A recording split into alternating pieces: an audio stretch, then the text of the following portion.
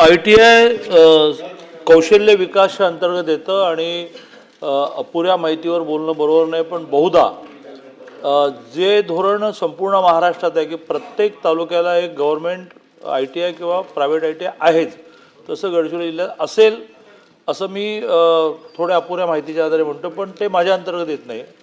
पण तुमचा जर आग्रह असेल तर मग कौशल्य विकासचे मंत्री आता त्यांचं एक बिल मांडण्यासाठी येत आहेत, त्यावेळेला त्यांना विचारता येईल की किती ITI आहेत, किती ITI आहेत. ती तुम्ही म्हणता त्याप्रमाणे कमी असतील, काही तालुके इतके रिमोट आहेत की नसतील, पण ती सुरू करायला लागतील. आणि आता गोंडवाना विद्यापीठाचंच कॅम्पस हे आपलं अतिशय चांगलं कॅम्पस म्हणून आपण विकसित करतो. जागाही शासनाने दिलेली आहे. वसतिगृहांची व्यवस्था, कारण शेवटी आदिवासी विद्यार्थी तेव्हाच शिकायला येईल, प्रामुख्याने मुली, तेव्हा राहण्याची व्यवस्था होती.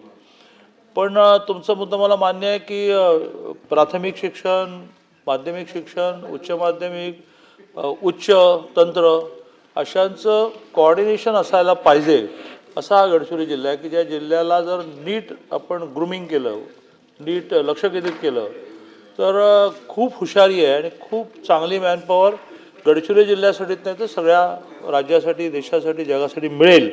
आणि त्यामुळे या सगळ्या अभ्यासक्रमांची एकत्रित बैठकीची मागणी तुम्ही करा.